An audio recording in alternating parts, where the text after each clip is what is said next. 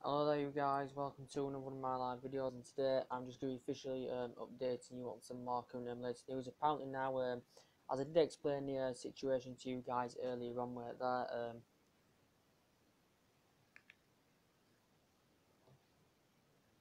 is about Mesut Ozil. Apparently now he's keen on reuniting with Jose Mourinho. He's in a couple of reports after they bonded fantastically well together for 3 years at Real Madrid, did Ozil and Jose Mourinho. And we're all convinced that Ozil is not yet signed a new deal with Arsenal. There has been no negotiation of signing Ozil a new deal. Apparently reports were suggesting, well, the German press had reported Ozil was keen on making a move to Manchester United and reuniting with Jose Mourinho.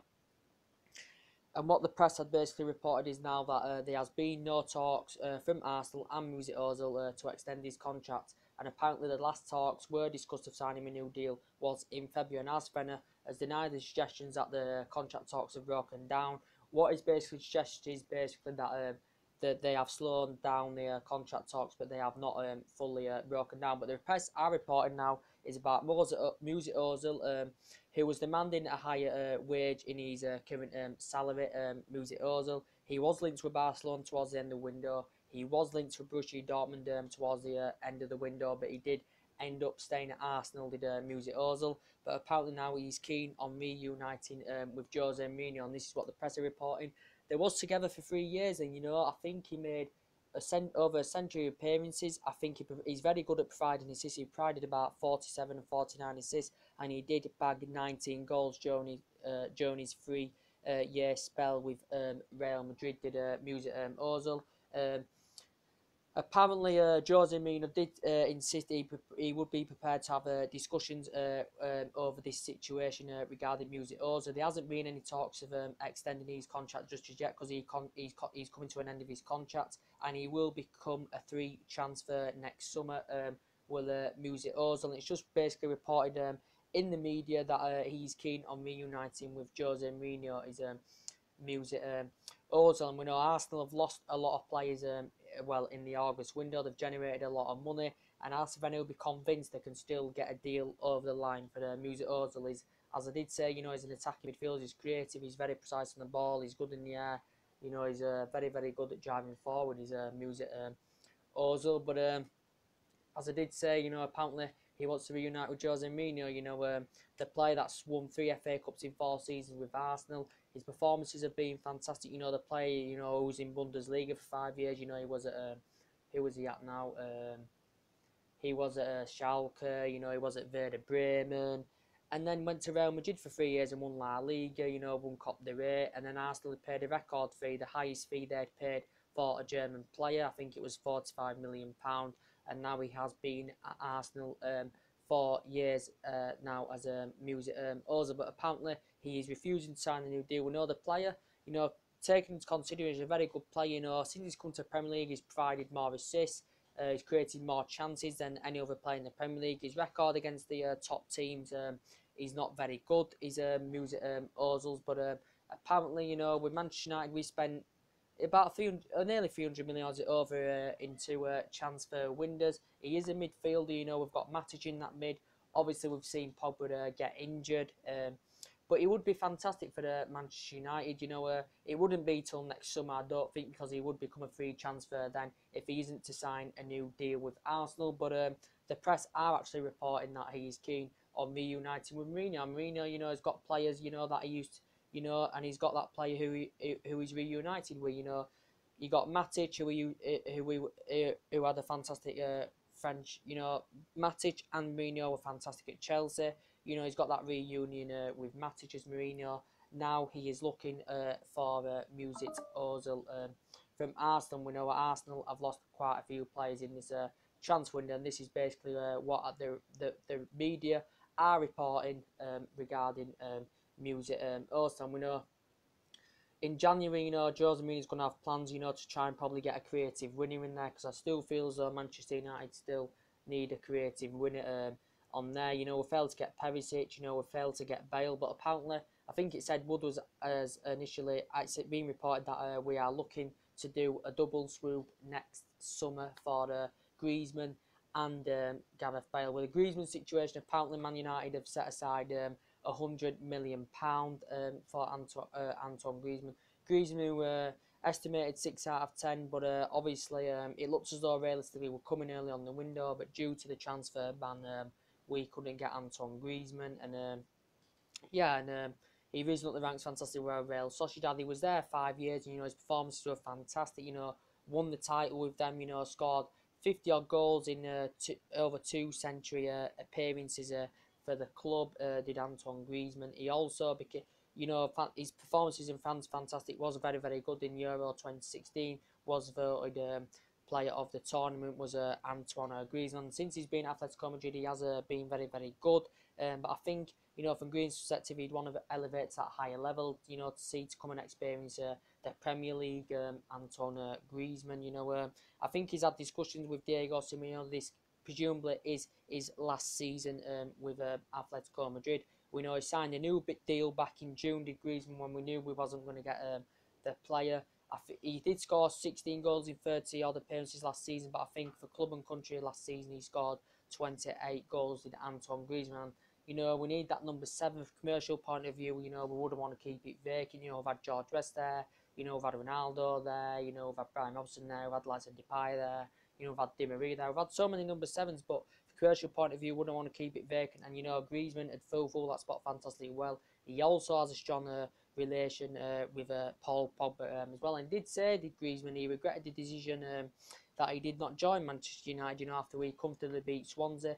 He had an angry emoji, he had a sad emoji, and he regretted he did not join Manchester United. Antoine Griezmann, very prolific, good in the air, strong, quick, good on the ball, prolific goal scorer. And I think to be quite fair, there's still areas in Manchester United squad that needs to be improved. But I think in an attacking sense at the moment, now we've got Rashford who's in form, Romelu Lukaku who's doing fantastically well. We've got Ibrahimovic coming back in December, I think. You've got Martial there. In the strike attack is not the main concern. I think the concern is that we still need that winner that I presume we'll get in January, and we still presumably need someone in the defensive area as well. But we could still get Griezmann. Apparently, we will put £100 million in, which will be enough to activate Griezmann's release clause. But yeah, anyway, and I did say, with the Gareth Bale news, I did say, he's getting booed quite a few times, providing the player did provide a couple of, was it 1 or 2 assists for Ronaldo's goals? I think he provided 1 or 2 assists. So he's still performing fantastically well, when he gets some run of games. Ronaldo voted one of the best players in the world, but I did say about Gareth Bale, Manchester United were heavily linked with him during the summer. We didn't get a deal. A deal didn't materialise. Some press were reporting that we'd actually agreed a 92 or 93 million bid we put in, but from the player's perspective, Gareth Bale, he didn't want to make the move. He feels as though he's only got one good friend and teammate, and that's Luka Modric, because they were fantastic together at Tottenham. I think Gareth Bale is still unhappy with Real Madrid, but I just don't think he's any intentions of moving, as he explained before. We know the rumours extend basically, he's won 3 Champions League in 4 seasons with Real Madrid. Before he's won Premier League Player of the Season, he's won PFAs before, he's won Football of the Year before, risen up the ranks with Southampton fantastically well, and then did fantastically well with Tottenham, and now Real Madrid have paid £85 million, the record fee back then, and he's been at Real Madrid 6 years as a, sorry, should I say, he's been at Real Madrid 4 years, should I say, he was at Tottenham 6 years, he has been at Real Madrid 4 years. 3 Champions League, 4 seasons. He's won La Liga. He's won a couple of other things as well. But obviously, Real Madrid have been under pressure to get rid of him due to his fitness setbacks. But that hasn't occurred. And Man United have been basically linked with the player since 2013. We heard the reports basically from the Champions League final. If he wasn't going to start, he was considering making a move to the Premier League. It hasn't materialised really, because the plan was, well, I think we'd have got Gareth Bale if Real Madrid had got Mbappe, but that currently didn't materialise as Mbappe went to PSG. Then I thought we may have got Gareth Bale then.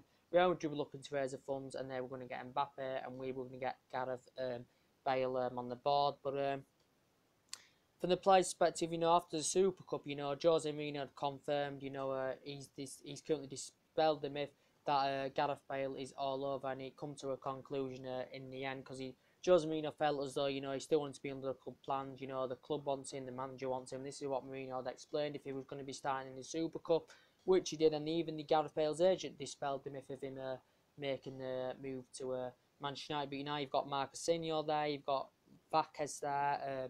It may be hard for him to fulfill Gareth Bale to fulfill his spot every single game, but he is getting booed off quite a few times. There has been concerns about Gareth Bale getting booed off a couple of times, as he did a couple of weeks ago. There's still reports saying he's getting booed off his Gareth Bale, but he's highly experienced, he's good in the air. His crossing ability is absolutely fantastic, is Gareth Bale's. And I think he has got a deal with Real Madrid until 2021 or 2022.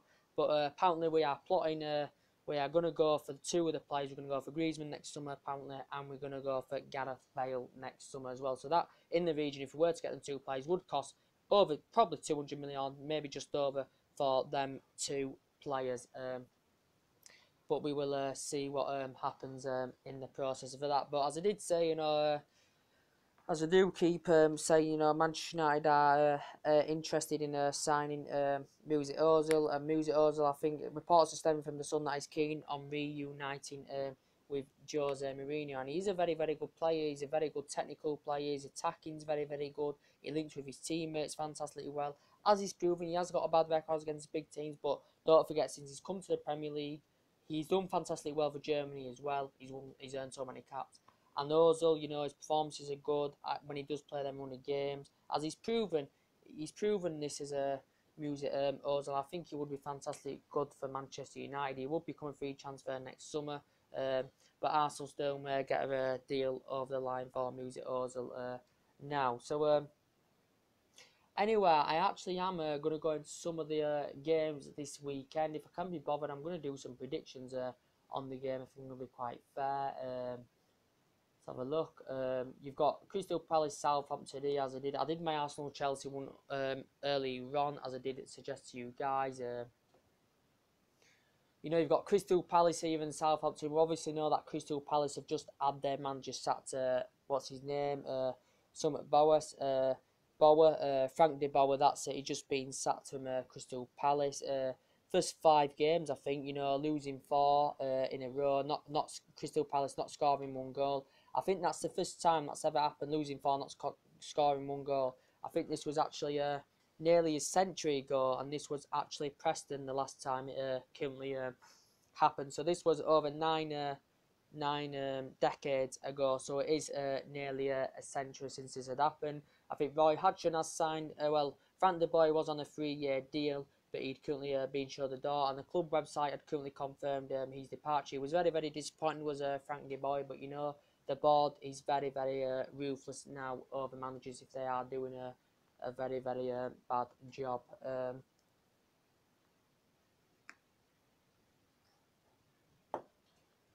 And we know with the talks that the current PSG, well, not PSG, so I say Palace chairman Steve Parish had been in discussion with Allardyce to see if he could potentially take the job. We know Palace have had Pardew before, but he currently dispelled it at Sam Allardyce that he couldn't currently take over the club. And we know with Van der Boer's past, he'd done very, very well with Ajax. He'd been at Barcelona before, won a couple of honours with them. He'd been a manager and he'd been a player as well. When he played for Ajax, he'd won quite a few honours with Ajax as well. But just didn't, in the process of it, didn't succeed at Crystal Palace. And yes, now I think they have appointed the new manager of Crystal Palace. Right there, guys. Crystal Palace have now appointed a new manager. They have got Roy Hodgson. He has come back to the Premier League. I think this is actually on a 2-year deal, I think it is. And he's going to be receiving bonuses. I think he's £40 million for that. I think he's going to be receiving £40 million, especially for January, for Crystal Palace to reinvest and get players in their squad. And he did say there were going to be a bonus recommended if they were to avoid relegation in the process. So Crystal Palace have had a terrible, terrible start to the season, and Crystal Palace have got Southampton. So, Crystal Palace, have got tough games coming. You've got Southampton, they've got United in the mix. They've got Chelsea there in the mix as well. So they haven't got an easy game Crystal Palace, Southampton. Crystal Palace just won 2 of their last 6 Premier League games against Southampton, so they've got a very, very bad record against Southampton. Although both victories have come in the last 4 meetings, both at Selhurst Park. Southampton have lost um, their last 2 Premier League trips to Selhurst Park to face the Eagles. This after avoiding defeating their first 6 there. Saints have won 3 of their last 4 meetings with Crystal Palace in all competitions, losing the other. Indeed, there hasn't been a draw between the sides in any of the last 16 meet clashes. 6 wins for Palace, 10 wins Southampton. And Roy Hodgson, he's 70 years old, will be only the 3rd man to take charge of the Premier League game in his 70s after Alex Fenn and Bobby Robson. He's the first ever Premier League manager to be appointed in his 70s. So he's the first ever manager to be appointed in his 70s. So that's very, very interesting. Should Crystal Palace lose or fail to score in this game, they'll be the first top flight side in history to open a season with 5 defeats and no goals. In the Premier League this season, 4.73, suggesting that an average team would have scored 5 goals from the chances they had. This tally is higher than Chelsea's, who have scored 8 goals.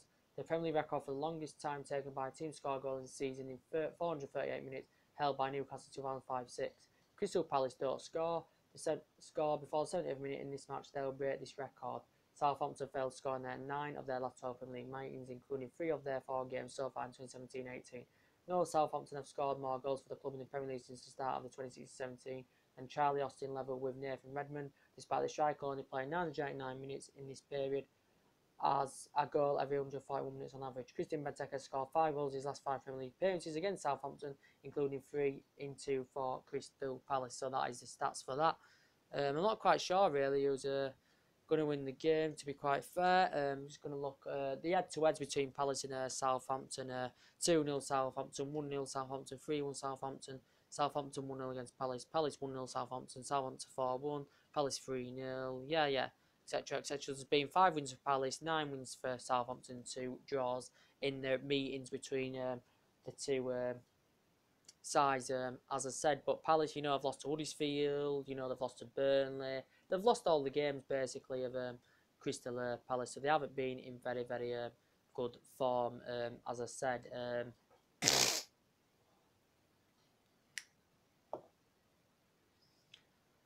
With Crystal Palace, have got very, very tough games coming up, as I did say. Southampton, I don't know in this game. Southampton, won 3-2 West Ham, lost to Wolves in the Cup, drew with Huddersfield, lost to Watford. So they're not in very good form, Southampton. So I'm going to go for a draw in this game. I'm going to go for Crystal Palace 1, Southampton 1, and that is my prediction on that current game. So that's my prediction on that game, really. That is my prediction.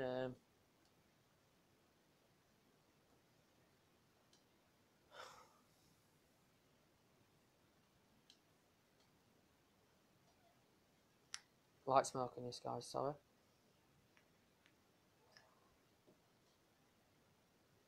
And you've got Huddersfield Town, Leicester. I think, Huddersfield, had a decent, start to the current season. Did Huddersfield Town, had a decent start. I think, did they slip up in their last game, Huddersfield Town? It was good in the process that they did come up, Huddersfield Town.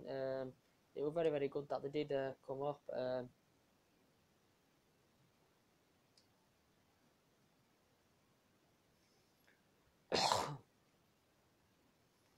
Huddersfield, beat Palace away, they beat Newcastle, they beat Rotherham, they drew with Southampton, and lost to West Ham last time out. So Huddersfield have been in good form, apart from really, the West Ham defeat. And West Ham haven't been in very good form, considering, they did spend quite a bit of money. They got Javi Hernandez there, they got Joe Hart on loan, they got Orphanage as well. You'd expect West Ham to be doing better in the process as well. So West Ham and Palace are the 2 teams that have had the worst starts, if I'm going to be quite honest with you guys.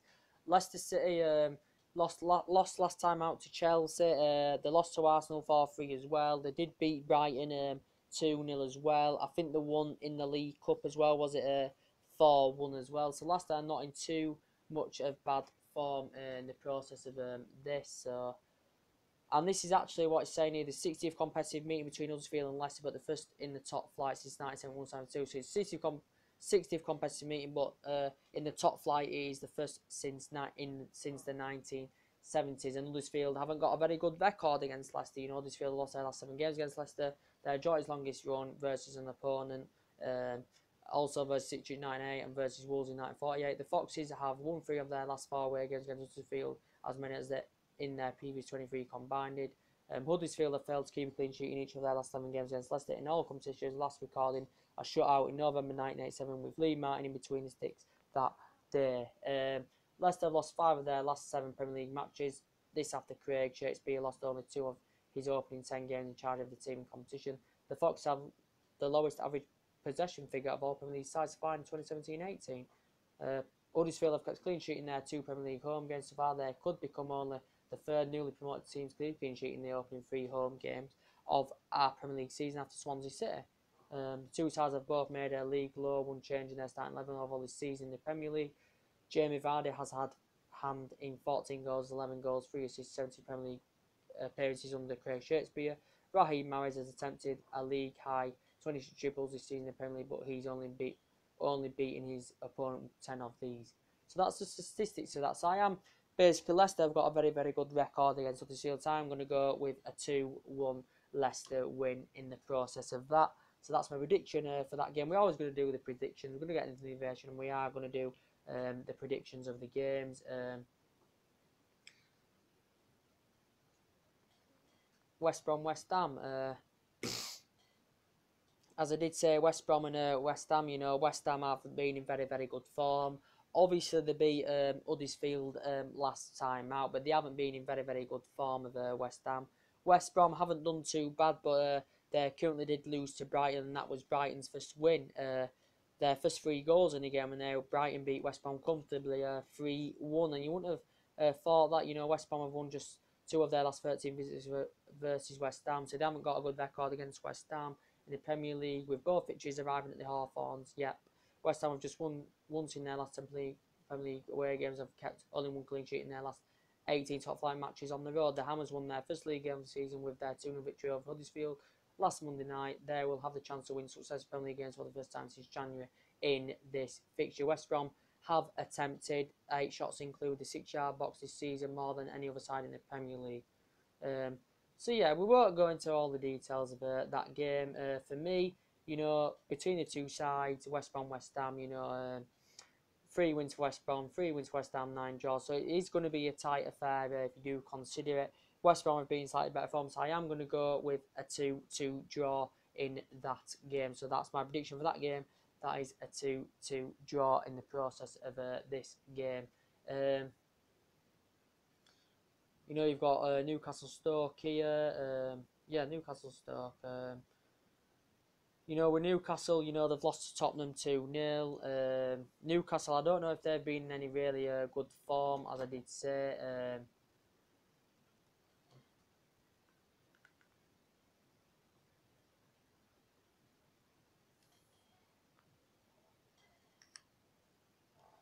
Newcastle lost to Tottenham 2-0, lost to Huddersfield 1-0, lost to Nottingham Forest in the Cup 3-2, and beat West Ham 3-0, and beat Swansea 1-0. So they haven't been in the best of forms of Newcastle United after they was promoted last season from the Championship. Newcastle.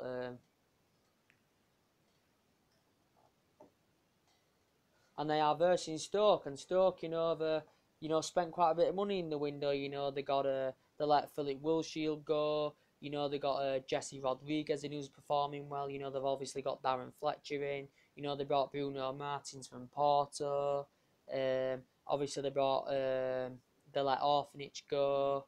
They brought Kevin Wimmer in as well from Tottenham, did Stoke. So they have got quite a few players in the bought 2. I think they've brought a couple in on loan, and they have let quite a few go. And Stoke haven't been in bad form. Got a good job against us. They beat Arsenal, did Stoke City as well. So they're not really in a bad form. So it could go either way between the 2 sides. As it says here, Newcastle have only lost 1 of their last 30 Premier League games versus supporters in all competitions, 2 in September. Stoke have been beaten in the last 5 Premier League games against Newcastle, keeping a clean sheet on 4 occasions. So it does so in the last 5 meetings they've been very, very decent against Newcastle of Stoke City. Stoke City have just 2 of their last 14 away games in the Premier League. Although one of those wins came in the North East defeat Sunderland 3-1 in January. Newcastle have the youngest average starting 11 lineup so far in 2017-18 Premier League. So yeah, for me, I'm gonna go with another draw in this game. It's got to. I'm gonna go with a one draw between Newcastle and Stoke City in the process as well. So I'm gonna go for 1-1 on that. This video is mainly about who Ozil want to make the reunion to Manchester United, but we're gonna do the predictions as well. So I'm gonna name this video both as well in the process of this as well. Let's go back to where I was. So. So Crystal Palace, Southampton 1-1. Huddersfield, Leicester. I said 1-1 Palace, Southampton, 2-1 Leicester, West Brom, West Ham. I'm going for 2-2 draw. Newcastle, Stoke. I went for 1-1, and now we're going to go on to Liverpool, Burnley. Let's have a look. Liverpool, did well, start of the season. They've got Mane who's been hitting form. They've got Salah that's been hitting form. They have invested still quite a bit of money, even though they failed to get the pursuit of Van Dijk, who they will have interest in January. They went for the Lamar at the end of the window as well, did Liverpool. And, they had never ever won the Premier League, and this is that's Liverpool's goal. This is what they currently want to achieve. They are not an elite opposition anymore, as they used to be, the 5-time Champions League winners. But we know they've got Naby Keita confirmed for next summer as well of Liverpool. But Liverpool, drew with Sevilla. Coutinho hadn't played in 6 games. He'd been participating for Brazil. He'd been heavily linked with Barcelona. But I think he come on for the remaining 15 minutes for their game against Sevilla yesterday. But yeah, Emre Can, we're hitting form at the start of the season as well for Liverpool. But Liverpool, for me, still need to spend. They've still got problems at the back of Liverpool. They thrashed Arsenal 4-0. They beat Palace 1-0. Drew Watford. Got absolutely destroyed at Manchester City. That probably was due to, well, the key decision from Liverpool's perspective, that was due to Mane sending off one of their essential players. But yeah, they've got Burnley at home. I presume this will be a Liverpool win, even though Burnley, have not been in bad form. Won at Stamford Bridge. They've got Chris Wood there. That's a very good signing for them. That's hitting a fantastic form as well for Burnley. Burnley, haven't been bad. Got a result at Chelsea. Got a result against Crystal Palace. I'm going to look into smaller fixtures. They haven't done very, very bad so far of Burnley this season. We know Liverpool have also, extended the stadium. I think it's now to 60,000. But Burnley, haven't had a bad start to the season at all, and I think Chris Wood's a good signing for them, and he could be worth a lot of money depending on how he progresses this season with Burnley. He's already scoring goals for Burnley this season. They beat Chelsea 3-2. They lost to West Brom at home. They did beat Blackburn in the Cup. They got a draw at Tottenham, and they did beat Palace. So Burnley are in pretty decent form going into this game against Liverpool. So, but I still presume it's going to be a Liverpool win all in all, because I think Liverpool are going to be too strong for them. Liverpool have won the 5 of their last 6 matches against Burnley, including winning all their 3 contests at Anfield. Burnley have just won in their last 23 games away. Burnley have won just once in their last 23 games away versus Liverpool in all competitions, losing the last 9 in a row. So they have got a terrible, terrible record against them. The Clouds haven't lost 10 consecutive away games matches versus single opponents since March 1958 against Aston Villa. So that is years and years ago in the process of this.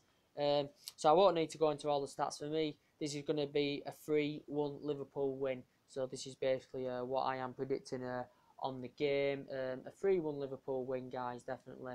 This is what I'm going to be predicting on that. So 3-1 Liverpool, in my opinion. This is going to be 3-1 Liverpool.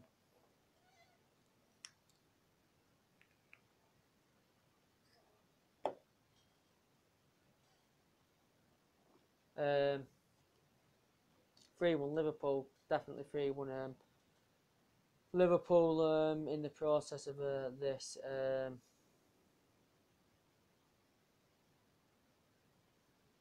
And you've got Watford, Manchester City. As I did say, Manchester City are in fantastic form, destroying Liverpool 5-0. They've got class players, such as Aguero, fantastic pedigree behind him, proved at Atletico Madrid.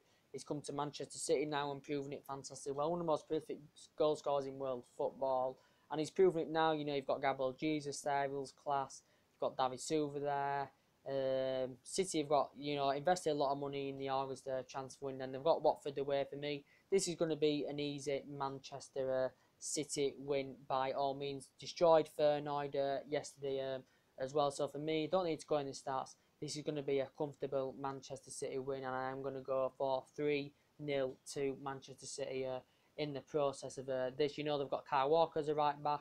Was one of the best players for England last season.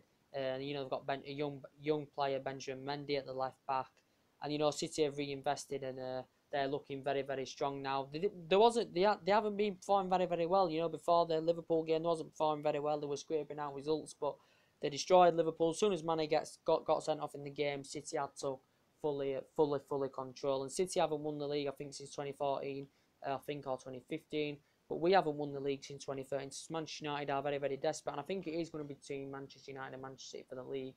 So, yeah. And you've got, last but not least, on the, here, I'm not going to go into all the games. You've got Tottenham and Swansea City as well. For me, Tottenham, they've got an absolute class team, as I did say. They've been very consistent for the last couple of years. You've got likes of Harry Kane. 30 goals, was it, in one season for the player. He's won the Golden Boot in the last couple of seasons. He's had Romelu Lukaku up there challenging with him as well. But Harry Kane, very, very class player, scoring his 100th goal last week on Saturday, was it, against Everton.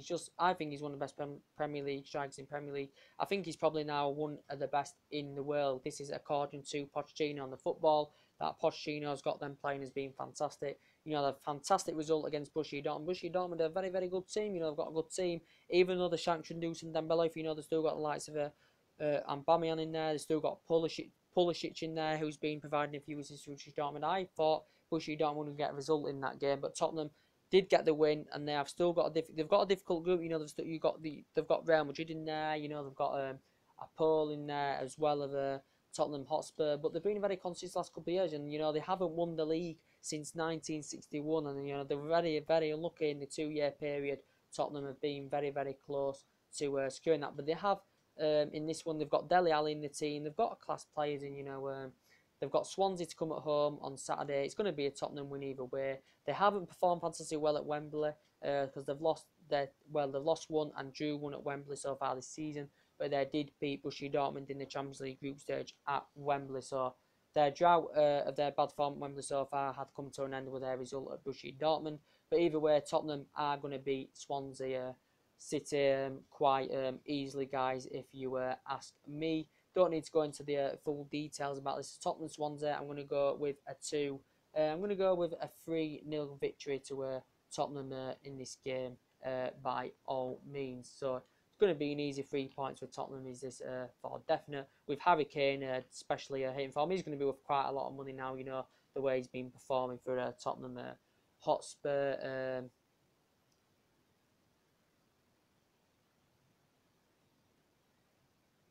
So yeah, that's it. And I did update you about the Chelsea Arsenal game, as I did say. Arsenal have not in several years have not got a good record.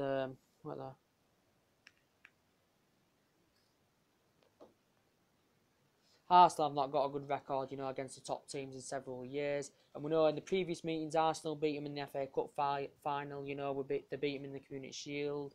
We know last season Arsenal had beaten 3-0, was it, at the Emirates? But Arsenal's record, Stamford Bridge is not very good. Chelsea, I've had a couple of men sent off in the last couple of meetings with Arsenal as well. But Arsenal have not beaten Chelsea at Stamford Bridge since 2011. I think that was when Robin Van Persie had got on hat-trick. But Chelsea, especially under Mourinho era, Stamford Bridge was like a fortress, as I updated you earlier on. We even went 9 years there without currently winning a game at Stamford Bridge. They spent a lot of money in the August window. They've got lights of Danny Drinkwater that could be available against Arsenal. They've got Bakayoko in there, who scored in their 6-0 victory the other night. They've got Marato in there, who's in fantastic form. But Chelsea spent money. Arsenal only bought one player, and that was Lacazette. The rest, they generated a lot of money, did Arsenal, in the August window, so they'll have plans in January to spend.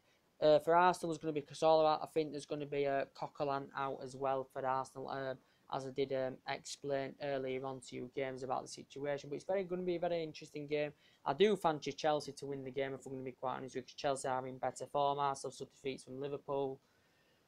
They only scraped past Leicester 4-3. They lost to Stoke as well. So Arsenal are in great form because they know they still need full positions, with the departures of Chamberlain, with the departure of Gabriel, with the departure of Kieran Gibbs.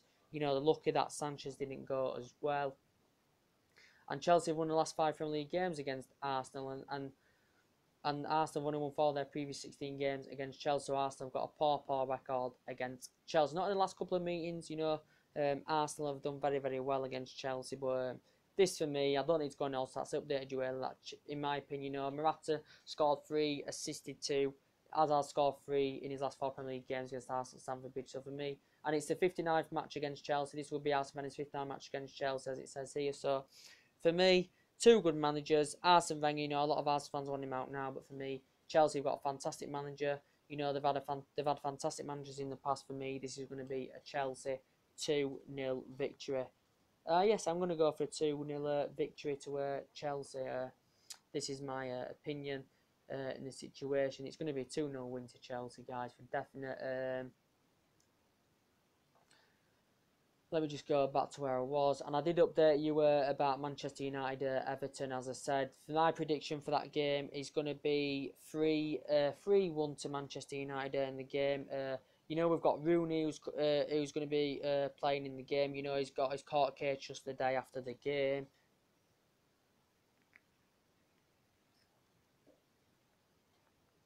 He's got his court case just the day after the game. He was at Manchester United for 13 years, so he was at the club for over a decade. Won every single domestic club. He risen up the ranks from Everton. Fergie bought him for nearly £30 million back in 2004. And what a fantastic servant that Wayne Rooney was. 253 goals, the all-time goal scorer, and confirmed his retirement about 3 weeks ago from international football. And but I think in a couple of years he'd become a bit of a flop, did Wayne Rooney. Everton invested a lot of money in the August transfer window. They haven't performed as well. They haven't performed very well yet of Everton because due to they have had tough games of Everton. You saw Rooney getting his 200th Premier League goal against Manchester City. They lost to the likes of Chelsea. They beat Stoke. They lost to the likes of Tottenham as well. So Everton have not been in very good form. They haven't got a good record at Old Trafford. In the previous years, they've had a good record against us at Goodison Park. Especially when we had Moyes, especially when we had Van Gaal. They was very good against us at Goodison Park, but they're not very good at Old Trafford. And Lukaku, has now scored 89 goals in the Premier League. He's looking to score his 90th against his current old club. Romelu Lukaku, and as I did tell you about the news earlier on, I did my team lineup. I updated you everything on the Manchester United Everton game, but the way Lukaku's forming, the way Martial, the way Rashford, the way Matic performing, it's a bit of a shame that we've got Pogba out of an hamstring injury. He could be out for 6 weeks in the process. The way that Bailey and Jones have been complementing each other apart from the defensive errors against Stoke. Ashley Young performed fantastically well against Basel. We've got Fellaini who performed fantastically well against Basel. I think he's going to start against Everton. His former club is Manuel Fellaini. Pogba's been performing fantastically well. Lukaku's performing well. Mkhitaryan's performing well. So the majority of Manchester United squad are performing fantastically well. So for me, it's going to be a Manchester United win, and I am going to go for 3-1. So we've had clean sheets in every single game apart from the Stoke game in the process. So we've got 4 against West Ham, 4 against Swansea, 2 against Leicester, that's 10, 2 against Stoke, that's 12, and 3 against Basel. So we have scored 15 goals in all competitions so far and only conceded 2 goals. So that is very impressive. So that's going to be, for me, a 3-1 Manchester United win. So Palace Southampton, what did I go with? I went in that game. I've gone with 1-1. Huddersfield, Leicester. What did I go with now?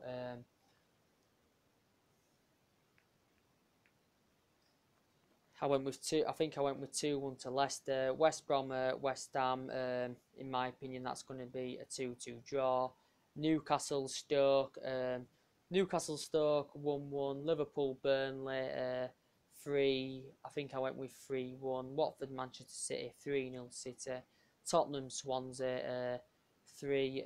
I think I went with 3-1 or 3-0 to Tottenham. I can't really remember, but That is my prediction. So I'm going to go with Palace, Southampton 1-1, Huddersfield, Leicester 2-1, Leicester, West Brom, West Ham 2-all draw, Newcastle, Stoke 1-1, Liverpool, Burnley 3-1, Liverpool, Watford, Manchester City 3-0 City, Tottenham Hotspur, Swansea 3-1 to Tottenham in the process of that. So anyway, and Chelsea, Arsenal, I'm going to go with 3-1 Chelsea. And Manchester United, Everton, I am going to go with 3-1 to Manchester United. So that is my score predictions for this weekend. So anyway, guys, that is literally everything to update today. Drop your comments, likes below on the channel. Subscribe to my channel as always. And take it easy, guys. And I'll see you all later. Bye.